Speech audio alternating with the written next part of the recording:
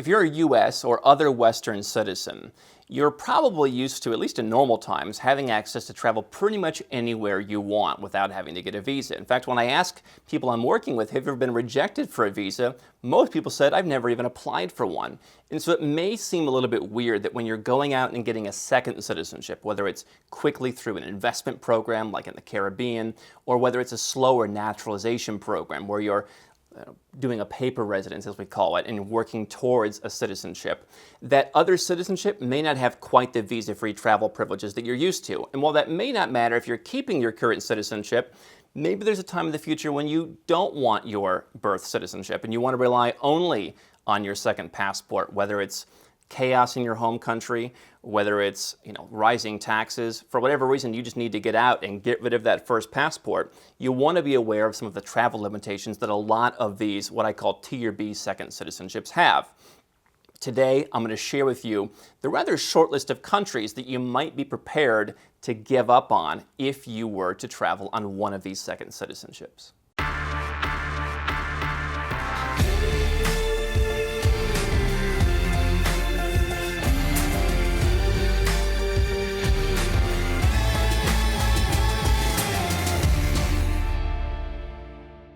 Hi, I'm Andrew Henderson, and here at Nomad Capitalist, I've spent years of my life, built a team of 30 people, built a network of experts all around the world, all to help 7- and 8-figure entrepreneurs legally go where they're treated best. You can learn more at nomadcapitalist.com.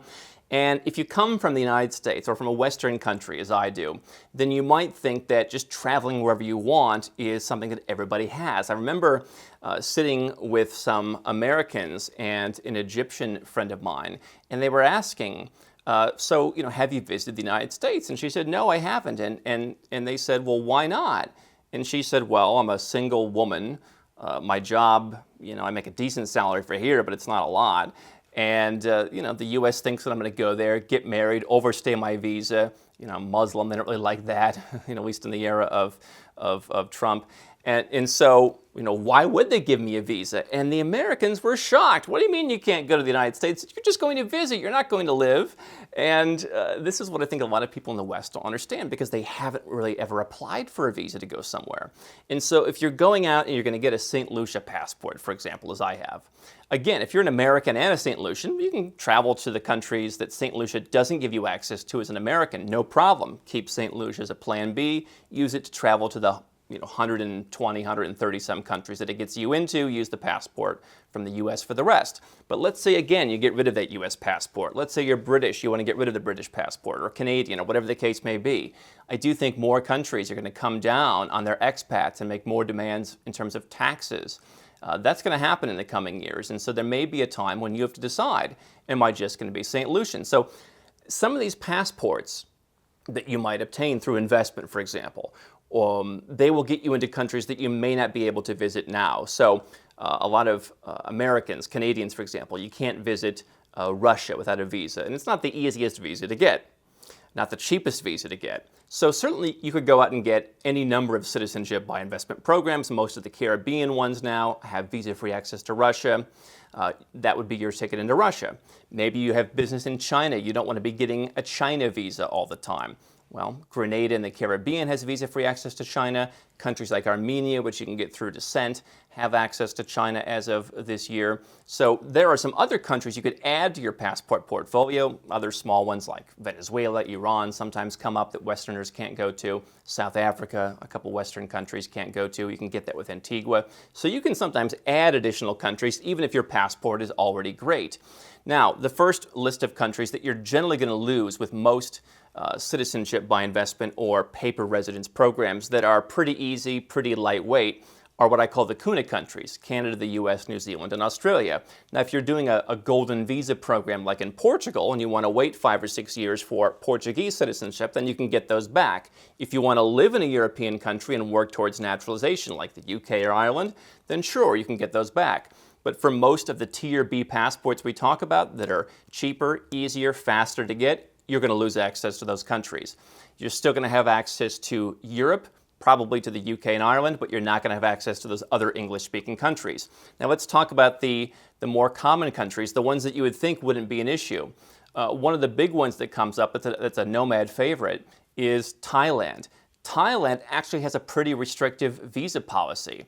And so Thailand, visa-free, is open pretty much to Western citizens and to regional Asian countries. And so most Tier B passports, Thailand has not gotten around to negotiating access with. They have opened up a number of countries that you might obtain through descent, for example, who can now obtain a visa on arrival, and it costs about $60. But you are oftentimes, with a Tier B passport, going to be applying for a Thai visa. It's not a very difficult process. They don't particularly care which embassy you go to, and so as long as you're near a Thai embassy, you can go in and get one generally in a day, spending about $35. Not a hard process, but you're going to spend an hour or two waiting in line and getting your passport stamped. That's a country that most people don't realize that you use. Fortunately, they have the Thai Elite Visa program. They have an investors program where you can spend pretty much no time in the country, merely by either paying or making an investment into the bank or into real estate. So if you want Thailand, you can always add that on as a residence, but it's one that you're not going to just be able to pop into with most Tier B passports. The one program that actually does get you into Thailand is Turkey's Citizenship by Investment program. So if you just like the idea of being able to pop into Thailand, the fact that Turkey is a much more substantial, larger country than most other citizenship by investment or paper residence countries means that they have the heft to negotiate that deal, and that is the one passport that can get you into Thailand. In Asia, and speaking of Turkey, Japan is another country that is rather difficult to visit. Japan has a relatively strict visa policy, although it's interesting because there are some weird exceptions to that, like the Dominican Republic, for example. If you become a citizen of the DR, which you can do by making an investment and going and spending a little bit of time there, it's never the most efficient process, but if you become a citizen of the DR, you can, at least in theory, go to Japan. Turkish citizens, again, you can get a Turkish passport by investing in real estate or putting money in the bank. Turkish citizens can also go to Japan, but for most citizenship by investment countries, for most of the paper residence countries, you're going to have a harder time because their visa policy is more restrictive. Another country that has a relatively restrictive visa policy is Mexico. If you're a Westerner, you can go. It's not a difficult visa to get, and you can get a residence permit if you want to spend time there. So there is a way to be able to go and spend time in Mexico. But in terms of visa-free access, most countries just aren't going to have that. In fact, I don't think there's a single citizenship by investment country that has actual visa-free access, with the exception of Malta in the European Union. Turkey's program has an e-visa, which having a wife who's a Russian citizen, they have the same policy, as does Ukraine, this interesting kind of e-visa where you can apply online. The airlines often push back on you, and they say, we're not sure that we'll accept that. And so if you want to be safe, I wouldn't necessarily rely on that as a way to get into Mexico, or at least to get on your flight to Mexico.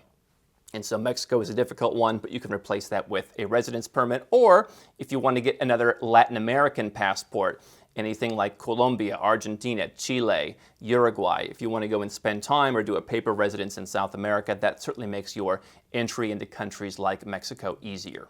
Another difficult country that most people wouldn't think about, but that certainly has been talked about widely in the offshore circles over the years, is Paraguay in South America. Rather restrictive visa policy for people who aren't from Western countries, at least in comparison to much of South America.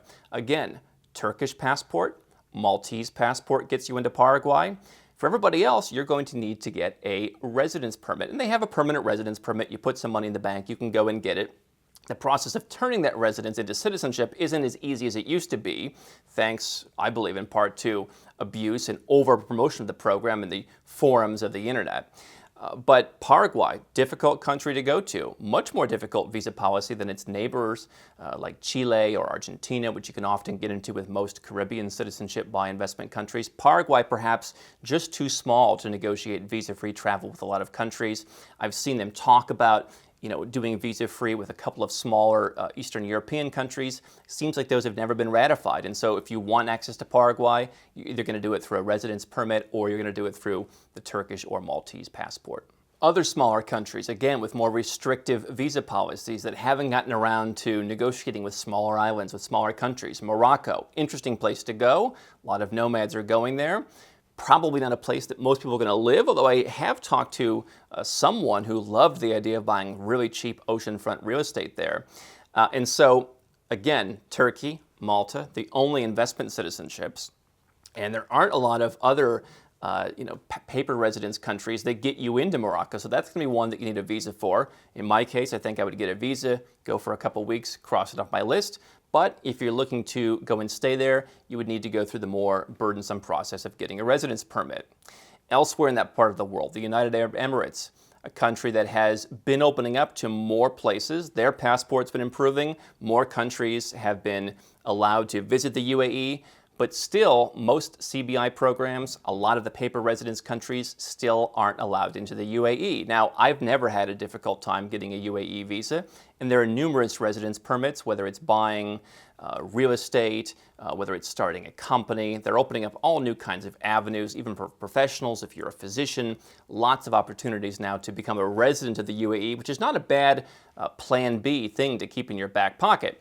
Montenegro, as a citizenship by investment country, actually does have access to the UAE. So if the UAE is a priority, probably easier to get a residence permit, but for a pop-in, Montenegro would do the job. And the last country that I have had people asking about, people, for example, from South Africa who come to me for help, is most countries can't get back into South Africa. They even took away visa-free travel for New Zealanders a couple of years ago.